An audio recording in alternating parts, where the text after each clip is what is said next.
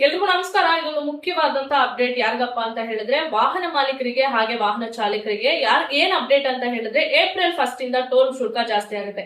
ಹೌದು, ನಾನು ಹೇಳ್ತಾ ಇರೋದು ನಿಜ. ಆದ್ರೆ ಲಾಸ್ಟ್ ಇಯರ್ ಕೂಡ ಇದೇ ಟೈಮ್ ಅಲ್ಲಿ ಜಾಸ್ತಿ ಮಾಡಿದ್ರು, ಈ ವರ್ಷನೂ ಇದೇ ಟೈಮ್ ಅಲ್ಲಿ ಜಾಸ್ತಿ ಮಾಡ್ಬೇಕು ಅಂತ ಆಲ್ರೆಡಿ ನ್ಯೂಸ್ ಹೇಳ್ತಾ ಇದಾರೆ. ಬಟ್ ಯಾವ ಟೋಲ್ ಅಲ್ಲಿ ಎಷ್ಟು ಅಮೌಂಟ್ ಅಂತ ಇನ್ನೂ ಕನ್ಫರ್ಮ್ ಮಾಡಿಲ್ಲ. ಅದನ್ನ ಇನ್ನ 2 days ಅಲ್ಲಿ ಅಪ್ಡೇಟ್ಸ್ ಕೊಡ್ತೀವಿ ಅಂತ ಹೇಳ್ತಾ ಇದಾರೆ.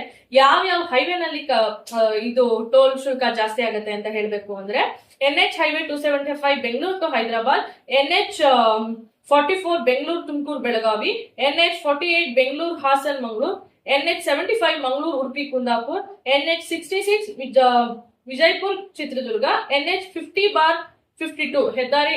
ಈ ಟೋಲ್ಗಳಲ್ಲಿ ಶುಲ್ಕ ಜಾಸ್ತಿ ಆಗುತ್ತೆ ಅಂತ ಹೇಳ್ತಾ ಇದ್ದಾರೆ. ಅಂಡ್ 1 ವರ್ಷದ ಪಾಸಿಂಗ್ ನ ತಗೋತಿದ್ದಂತಹ ಅವ್ರಿಗೆ ಏನಪ್ಪಾ ಇನ್ನೊಂದು ಇಂಪಾರ್ಟೆಂಟ್ ನ್ಯೂಸ್ ಅಂದ್ರೆ 200 ಕ್ರಾಸಿಂಗ್ ಒಳಗ್ ಮಾತ್ರ ನಿಮ್ಗೆ ಅದು 1 year ವರ್ಗೂ ವ್ಯಾಲಿಡ್ ಇರುತ್ತೆ. ನೀವು 1 year ಒಳಗಡೆನೆ ನೀವು 200 ಕ್ರಾಸಿಂಗ್ ನ ಮುಗಿಸ್ಬಿಟ್ರಿ ಅಂತ ಹೇಳಿದ್ರೆ ಆವಾಗ ನಿಮ್ಮ 1 year ಕಂಪ್ಲೀಟ್ ಆಗಿದೆ ಅಂತ ಹೇಳಿ ಅಲ್ಲಿಗೆ ಸ್ಟಾಪ್ ಮಾಡಿ ಅಲ್ಲಿಂದ ಮತ್ತೆ ನಿಮ್ಗೆ ಟೋಲ್ ಶುಲ್ಕನ ಹಾಕ್ಬೇಕು ಅನ್ನೋಂತ ಹೊಸ ರೂಲ್ಸ್ ನ ತರ್ತಾ ಇದಾರೆ.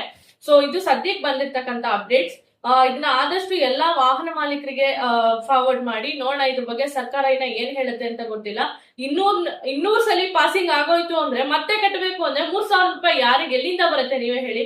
ಸೊ ಇದು ನನ್ಗೇನೋ ಈ ಮಿಕ್ಕಿದ ಓಕೆ, ಇದು ಏನು 200 ಟೈಮ್ ಮಾಡ್ಬೇಕು ಮತ್ತೆ ಆಮೇಲೆ ಜಾಸ್ತಿ ಮಾಡ್ತೀವಿ ಅಂತ ಹೇಳ್ತಾ ಇದ್ರು. ಇದ್ಯಾಕೋ ಸರಿ ಹೋಗ್ತಾ ಇಲ್ಲ. ಯಾಕಂದ್ರೆ 1 year ವರ್ಗು ನಮಗ್ ಪಾಸಿಂಗ್ ಬೇಕು ಅಂತಾನೆ 1 ವರ್ಷದವರೆಗೂ ಎಲ್ಲ ಮಾಲೀಕರು ತಗೊಳ್ಳೋದು. ಸೊ ರೆಗ್ಯುಲರ್ ಆಗಿ ಓಡಾಡುವಂತ ಟ್ರಕ್ಗಳು 200 ಸಲ ಪಾಸ್ ಆಗೋದು ಕಾಮನ್. ಯಾಕಂದ್ರೆ ಒಂದ್ ಸೈಡ್ ಹೋಗಿ ಮತ್ತೆ ಒಂದ್ ಸೈಡ್ ಬರೋಷ್ಟರಲ್ಲಿ 2 ಸಲ ಆಗೋಗಿರುತ್ತೆ. ಸೊ ಹಂಗಾಗಿ ಇದು ಹೊಸ ರೂಲ್ಸ್ ಅಂತ ಹೇಳ್ತಾ ಇದಾರೆ. ಈ ಹೊಸ ರೂಲ್ಸ್ ಏನೇನು ಮೇನ್ ನ್ಯೂಸ್ ಇದೆಯೋ ಅದು ಇನ್ನು 2 ದಿನದಲ್ಲಿ ಅಪ್ಡೇಟ್ ಕೊಡ್ತೀನಿ ಅಂತ